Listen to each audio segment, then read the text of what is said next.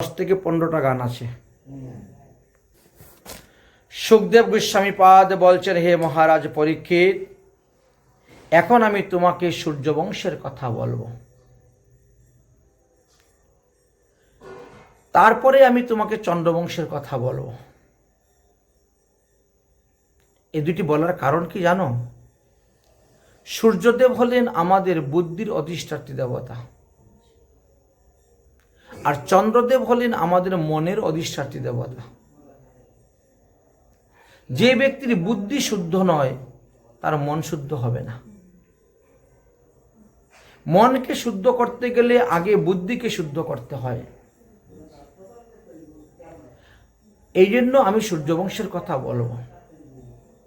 চন্দ্রবংশে ভগবানের লীলা কথা যখন আমি বলতে যাব, তখন ভগবানের প্রতিটা লীলার মধ্যে তখন আপনার সন্দেহ হবে মন শুদ্ধ নয়। যার মন শুদ্ধ নেই সে সব জিনিসের মধ্যে সংশয়, সব জিনিসের মধ্যে সন্দেহ। যাতে ভগবানের লীলার মধ্যে তোমার কোনো সংশয় না আসে, সন্দেহ না আসে, এই জন্য তোমার বুদ্ধিটাকে শোধন করার জন্য আমি সূর্যবংশের কথা বলব। কারণ সূর্যবংশে ভগবান রামচন্দ্র অবতীর্ণ হয়েছে, আর ভগবান রামচন্দ্র ছিলেন মর্যাদা পুরুষোত্তম, বুঝেছেন? তো দেবদেব জগৎগুরু ভগবান শ্রীকৃষ্ণ হইতে সবকিছু সৃষ্টিলীলা। কৃষ্ণ যে শুধু দাপর যুগে এসেছেন এমন নয়, তিনি অনাদির আদি গোবিন্দ, তিনি সর্বকারণ্য কারণ। তিনি আগেও ছিলেন, এখনো আছেন, পরেও থাকবেন। তাহলে অনাদির আদি শ্রী গোবিন্দ যখন চিন্তা করলেন আমি এক হইতে বহু হইব, তখন তো তিনি কারণশায়ী বিষ্ণু, সংকর্ষণ বিষ্ণু, গর্ভশায়ী বিষ্ণু, ক্ষীরশায়ী বিষ্ণু ইত্যাদি হয়েছিলেন, রূপে প্রকট হয়েছিলেন। সে গর্ভশায়ী বিষ্ণু থেকে চতুর্মুখ ব্রহ্মা সৃষ্টি হলেন। চতুর্মুখ ব্রহ্মার চক্ষু হইতে মরীচি জন্মগ্রহণ করলেন। মরীচির পুত্র ছিলেন কশ্যপ, আর কশ্যপের পুত্র ছিলেন বিভূষণ নামক সূর্য। বিভূষণ নামক সূর্য পত্নী হলেন সংজ্ঞা। এই বিভূষণ নামক সূর্য হইতে সূর্যবংশ আরম্ভ হয়েছে। তার পুত্র হল বৈবস্বত মনু বা শ্রাদ্ধদেব। বর্তমানে এই মনুর শাসনকাল চলিতেছে, এই জন্য ইহাকে সপ্তম মন্বন্তর বলা হয়। এই শ্রাদ্ধদেব বা বৈবস্বত মনুর 10টি পুত্র সন্তান ছিল: ইক্ষ্বাকু, নবক, ধৃষ্ট, সরজাতি, নরিষ্যন্ত, কবি, ধৃষ্ট, পুরুষ, পৃষদ, নৃগ। নৃগরাজা থেকে আরম্ভ করে এই 10টি পুত্র ছিল। এবার আমি সেই বৈবস্বত মনুর কথা তোমাকে বলবো। বাস্তবে তো বৈবস্বত মনু প্রথম জীবনে নিঃসন্তান ছিলেন, পরে তিনার এই সমস্ত সন্তান হয়েছিল। তো প্রথম জীবনে তিনি নিঃসন্তান ছিলেন। সন্তান প্রাপ্তির জন্য তিনি বহু স্থানাস্থানে গমন করেছেন, অনেক কিছু করেছেন। শেষে সিদ্ধান্ত হইল যে মিত্র বরুণে যজ্ঞ করলে সন্তান লাভ হইবে। এই জন্য তিনি মিত্র বরুণ যজ্ঞ করেছিলেন। মিত্র বরুণ যজ্ঞ করেছিলেন, সেখানে পুরুষোত্তম স্তোত্র মন্ত্রে নারায়ণের পূজা করেছেন। এই জন্য নারায়ণ পূজা পুরুষোত্তম স্তোত্র মন্ত্র শক্তিকিশ্রেয় প্রসিদ্ধ, প্রসন্ন। যজ্ঞ নারায়ণ পূজা করা হলো, আর পুরুষোত্তম স্তোত্র মন্ত্র এখানে পাঠ করে। যজ্ঞ করার পর যজ্ঞের যখন চারু উৎপন্ন হচ্ছে, যজ্ঞের চারু, তখন রানী গিয়ে বলছেন কি, গুরুদেব আমার জন্য একটা কন্যা সন্তান হয়। আপনি ওরকম মন্ত্র বলবেন, বুঝছো? আর রাজা বলছেন পুত্র সন্তান। এখন ওখানে গুরুদেব ছিলেন ওদের বৈশিষ্ট্যমণি। বৈশিষ্ট্যমণি এখন রানীর কথা অনুসারে সেই রকম মন্ত্র বলে করে নিয়েছেন, যজ্ঞ পূর্ণাহুতি দিয়ে দিয়েছেন। সেই চরু খাওয়ার পরে একটি কন্যা সন্তান হয়েছে। কন্যার নাম রেখেছেন ইলা। কন্যা বেশ একটু বড় হয়ে গেছে। এমন সময় দেবগুরু বৃহস্পতি এসেছেন। এখন রাজা তো রেগে গেছেন, গুরুদেব আপনাদের মন্ত্রে এরকম বেবিচার হয়? আমি পুত্র সন্তান প্রাপ্তির জন্য যজ্ঞ করলাম, হয়ে গেল আমার কন্যা সন্তান, মন্ত্রের বিপরীত কেন? একটু রাগ হয়ে গেছে। বশিষ্ঠ মুনি বুঝতে পেরেছেন, বলছেন এটা তো আমার দোষ নয়, তোমার স্ত্রীর সংকল্প অনুসারে হয়েছে। আপনি যখন যেরকম ভাবে সংকল্প সেরকম হয়। পুত্র বলতে গিয়ে পুত্রী বলে দিয়েছেন, পুত্রী হবে, এটা তো আমার দোষ না। তোমার স্ত্রীকে জিজ্ঞেস করো উনি চেয়েছিল কেন কন্যা। এখন স্বামী স্ত্রীর মধ্যে ঝগড়া, তুই চাইলে কেন কন্যা? এই কন্যা কি রাজত্ব, রাজগদিতে বসতে পারবে, রাজত্ব করতে পারবে, হ্যাঁ, প্রজা পালন করতে পারবে? কত কিছু শুরু হয়ে গেল। এখন দেখলেন যে সংসারের মধ্যে বিশাল অশান্তি। বশিষ্ঠ মুনি বলে, ঠিক আছে বাবা, তোর মেয়েটাকে নিয়ে আয়, ওটাকে ছেলে বানিয়ে দিয়ে দিব না, যা। তাও সংসারে অশান্তি ভালো নেই। মেয়েটাকে এনে ঘুম পাতিয়ে কাপড় দিয়ে ঢেকে দিয়েছেন, মন্ত্রভূত করে দিয়েছেন, জল ছিটা, আর ছেলে হয়ে গেছে। এবার ছেলের নাম রাখলেন কি? সুধম্ন। আগে ছিল নাম ইলা, এখন সুধম্ন, নারী থেকে পুরুষ হয়ে গেছে। রাজার তো খুব আনন্দ, ছেলেকে একেবারে যুবরাজ বানিয়ে দিয়েছেন।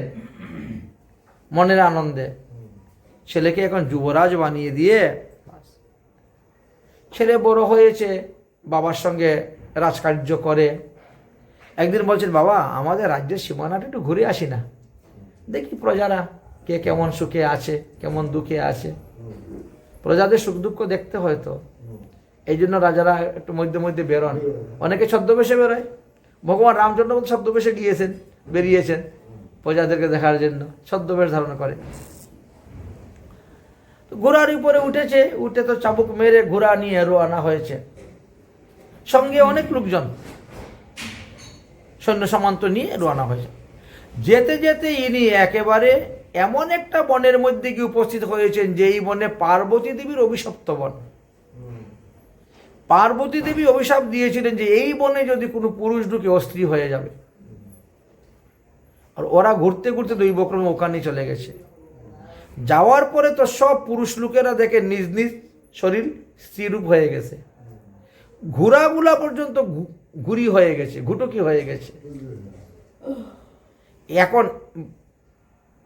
পুরা বিপরীত হয়ে গেছে সমস্ত।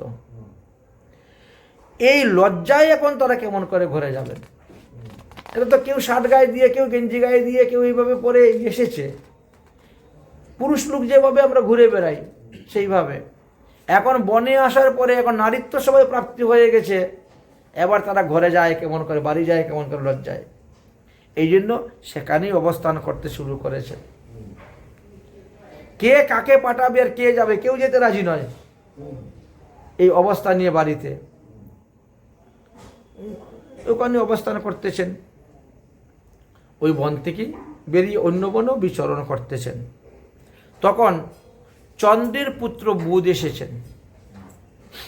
চন্দ্রের পুত্র বুধ এসেছেন, বুধ এসে বলছেন, আরে তোমরা এখানে আসো, এখানে আসো, তোমরা এই বনে কেন গেলে? এখন তোমাদের কি হবে অবস্থা?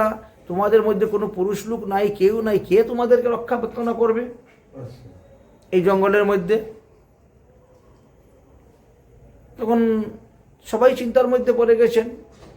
তো বুধ বলছে, দেখো তুমি যদি আমাকে বিয়ে করো আমি রক্ষণাবেক্ষণ করব। তখন ওই ইলা রাজি হয়ে গেলেন।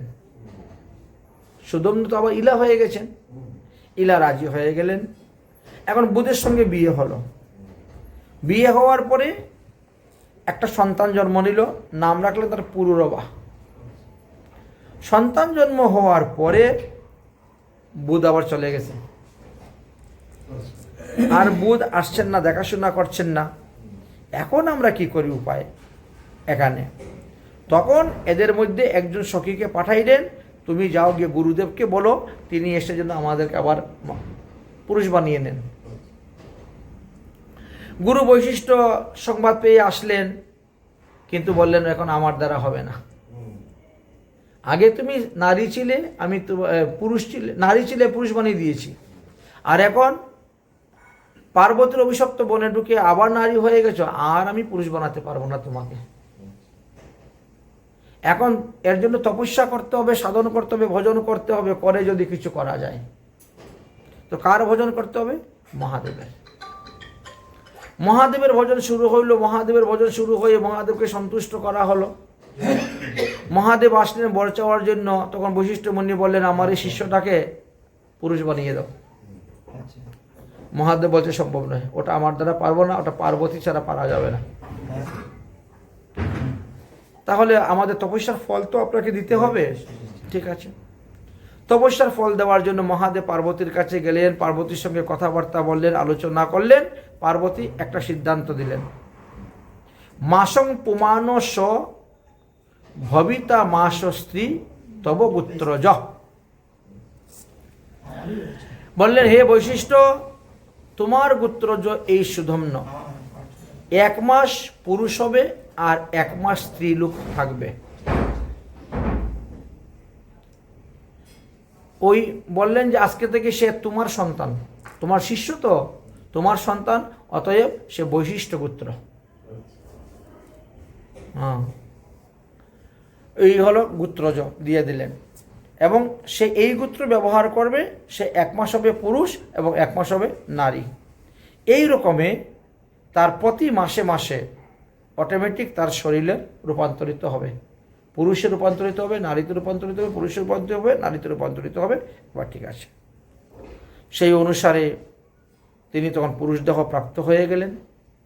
পুরুষ দেহ প্রাপ্ত হয়ে তিনি বাড়িতে চলে আসলেন।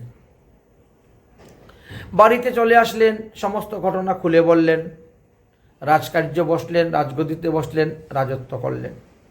কিন্তু যেই মাসে তিনি নারীত্ব প্রাপ্তি হন, সেই মাসে লজ্জাবশত তিনি আর রাজগদ্দিতে বসেন না, প্রজাদের কাছে যান না, লুকিয়ে থাকেন, আত্মগোপন করে লুকিয়ে থাকেন। ইহাতে প্রজারা কেউ সন্তুষ্ট নয়। আবার পুরুষ যখন হন তখন তিনার দেহে কামনা বাসনা জাগে, তিনি তখন বিয়ে করেছেন আবার। এবং সেই বিবাহের গর্তে ওনার 3টি সন্তান জন্মগ্রহণ করেছিল, উৎকল, গয় আর বিমল। আগে তিনি নারী ছিলেন, তার গর্ভের সন্তান একটা হয়েছিল পুরুরবা, ও আছে। আর এখন তিনি বিয়ে করেছেন, তার থেকে উৎকল, গয় এবং বিমল নামে 3টি পুত্র সন্তান উৎপন্ন হয়েছিল। সুখদেব বলেন, এ মহারাজ পরীক্ষিত, এই 3 পুত্রকে তিনি দক্ষিণ দেশের রাজা করে দিয়েছিলেন। তারা দক্ষিণ দেশে রাজত্ব করেছিলেন। আর পুরুরবা যে ছিল, পুরুরবা সেই এই রাজ্যের মধ্যে ছিল। পুরুরবা এই রাজ্যের মধ্যে তিনি অবস্থান করেছিলেন। যাই হোক, এখন মুনি দেখলেন যে এই ছেলেকে দিয়ে আমার কাজ হবে না, এই একবার ছেলে হয় একবার মেয়ে হয়, একে দিয়ে কাজ হবে না, আমি অন্য একটি সন্তান জন্মগ্রহণ করার জন্য তপস্যা করব। এখন বনে গিয়েছেন, সন্তান জন্ম তপস্যা করবেন। ওখানে গিয়ে করতে গিয়ে একটা বিশেষ হাঁচি এসেছে, হাঁচি এমন জোরে হাঁচি এসেছে যে বীর্য ঊর্ধ্বরেতা হয়ে নাক দিয়ে বেরিয়ে পড়ে গেছে। হাঁচি এত জোরে হাঁচি এসেছে। তখন ওখানে একটি ছেলে জন্ম নিয়েছে। আমার এই ছেলেকে কে লালন পালন করবে, বড় করবে? তখন মুনি ঋষিরা কি করলেন, তাকে ইক্কুর রস পান করাইলেন, আখের রস। এই জন্য তার নাম হল ইক্কাখু। এর জন্মের, এর নামের কারণটি হলো এটি। তা আমরা বলছি আগে যে ইক্কাখু থেকে আরম্ভ করে তিনার 10টি পুত্র ছিল। তো এক এক পুত্র আবার এক একভাবে হয়ে গেছেন। পৃষদ্য নামে তিনার যে পুত্ররা ছিল, সেই পুত্র গুরুদেবের সেবা করতে গিয়ে, গুরুর গোশালা রক্ষণাবেক্ষণ করতে গিয়ে একদিন রাত্রে বাঘ ঢুকেছিল, আর বাঘের গলায় ছেদ মারতে গিয়ে গরুর গলায় পড়ে গেছিল। হ্যাঁ, অজান্তে অনিচ্ছায় গরুর বাচ্চা মারা গিয়েছিল বলে গুরুদেব তাকে ত্যাগ করে দিলেন এবং তাকে শূদ্র করে দিলেন একেবারে। তো আমরা দেখি স্বয়ম্ভুব মনুর পৃষদ্য নামের যে পুত্রটা ছিল, সে হয়ে গেল শূদ্র। করুষ নামের যে পুত্র ছিল, সে হয়ে গেল ক্ষত্রিয়। আর দৃষ্ট নামের যে পুত্র ছিল, সে হয়ে গেল ব্রাহ্মণ। আর দৃষ্টির পুত্র নাভাগ যিনি ছিলেন, তিনি হয়ে গেলেন বৈশ্য। বাবা কিন্তু একই। 10টা পুত্রের মধ্যে এই 4 পুত্রের মধ্যে দেখুন ব্রাহ্মণ, ক্ষত্রিয়, বৈশ্য, শূদ্র। কর্ম আমরা যেটা জন্মগত অনুসারে মানি, ব্রাহ্মণের ছেলে ব্রাহ্মণ, ক্ষত্রিয় ছেলে ক্ষত্রিয়, বৈশ্যর ছেলে বৈশ্য, শূদ্র ছেলে শূদ্র, নেই। ভাগবতেও এটা মানছেন না, গীতায়ও এটা মানছেন না।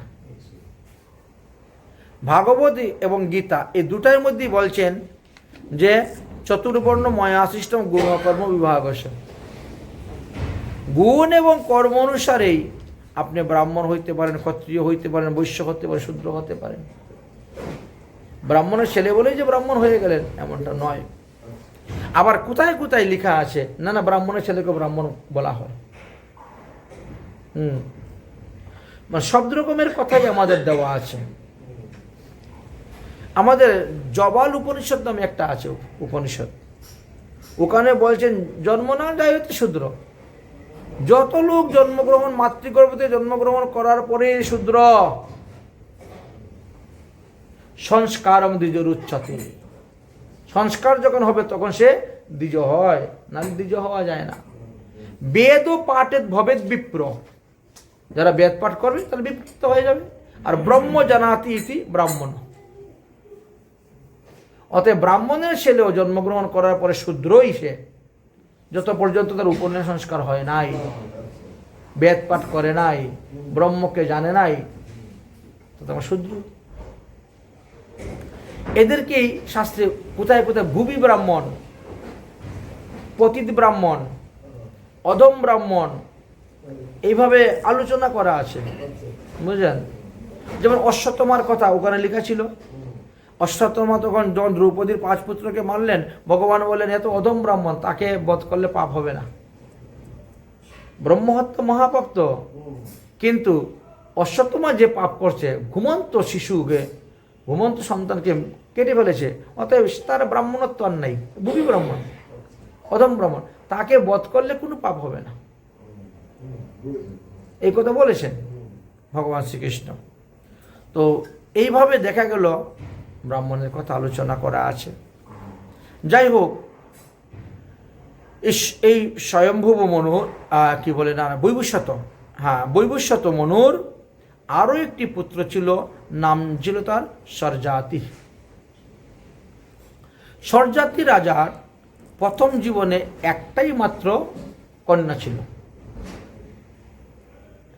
সেই কন্যার নাম ছিল সুকন্যা।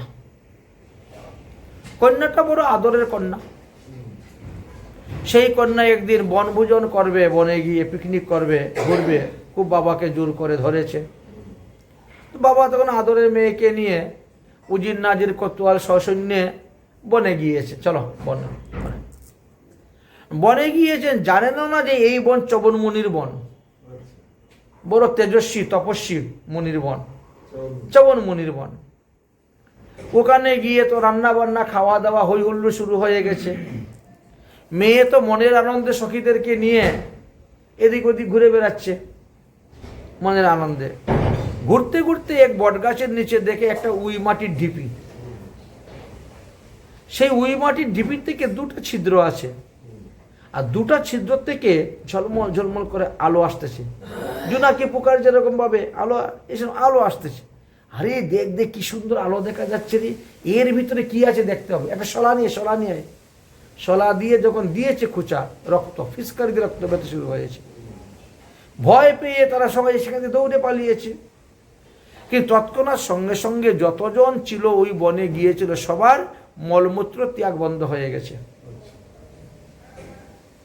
এবার পেট ফোলা শুরু হয়ে গেছে, শরীরে অশান্তি শুরু হয়ে গেছে, অস্থিরতা শুরু হয়ে গেছে। কেউ স্থির থাকতে পারছেন না, কি হলো কি হলো, কেন এরকম হলো, হঠাৎ করে হলো।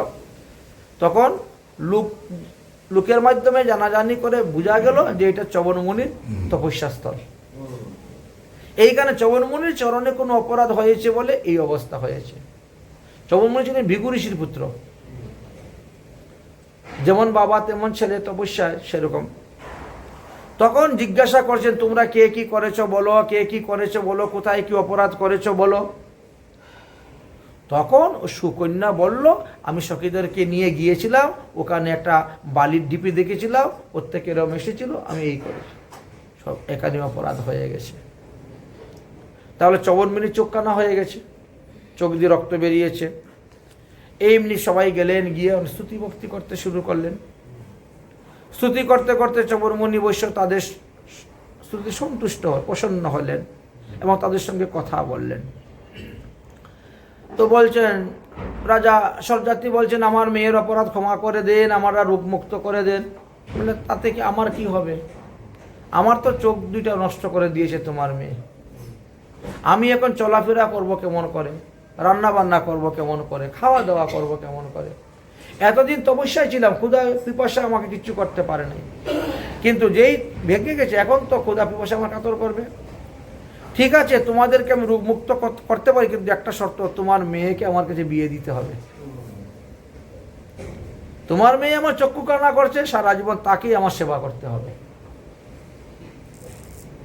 তখন মেয়ে দেখলো যে এই ঋষিকে বিয়ে না করলে আমার বাবা মরে যাবে, আমার সঙ্গে যারা সবাই মারা যাবে, তাহলে আমার জীবনের স্বার্থের জন্য এতগুলো জীবন নষ্ট করব, দরকার নাই। এই জন্য মেয়ে বিয়েতে রাজি হয়ে গেলেন। বলে আমি বিয়েতে রাজি হয়ে গেলাম। রাজা তখন সুকন্যাকে চবনমণির কাছে বিবাহ দিয়ে দিলেন। সে কত শত হাজার বছরের বৃদ্ধ, তার কোনো অন্ত নেই। চামড়াগুলা একেবারে গলে গেছে, খুসখুস হয়ে গেছে, মাংসগুলা গলে গেছে, মাথা তো চুল একটাও নেই, টাক পড়ে গেছে, দাঁত সব পড়ে গেছে, মনে হচ্ছেন কঙ্কাল সাদর। অঙ্গ গলিতম পলিতম মুন্ড, দশনং বিহীনম জাতি তুণ্ড, বৃদ্ধা জানতি গৃহীতা দণ্ডম তথানা মুঞ্চতি আশার পিণ্ডম। বিয়ে করার জন্য আশা করেছে।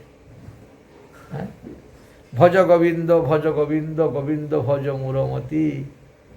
এই বয়সে বিয়ে করলেন তিনি। সুকন্যা খুব সাবধানের সহিত স্বামীর সেবা করতে শুরু করেছে, স্বামীর সেবা করতে শুরু করেছে। আচ্ছা, বেশ কিছুদিন গত হয়ে গেছে। হঠাৎ একদিন স্বর্গ থেকে অশ্বিনী কুমার এসে উপস্থিত। কেন? স্বর্গতে এক বিশাল যজ্ঞ হবে, সেই যজ্ঞের নিমন্ত্রণ দেওয়ার জন্য এসেছেন, দেবযজ্ঞের নিমন্ত্রণ। চবনমণি বললেন, দেখো তোমরা তো স্বর্গের বৈদ্য, অনেক ঔষধপত্র জানো। দেখো, একজন তরুণী স্ত্রীর নিকটে বৃদ্ধ স্বামী বিষের সমতুল্য।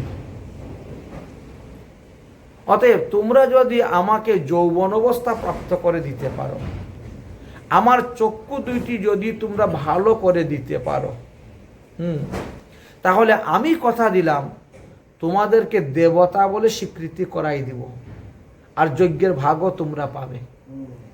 ইন্দ্র তো তোমাদেরকে দেবতা বলে স্বীকৃতি দেয় না, তোর যজ্ঞের ভাগ পাও না। ঘোড়ার ঘরে তোমাদের জন্ম হয়েছিল, ঘুটকেনি ঘরে জন্ম হয়েছিল বলে সব আমি জানি।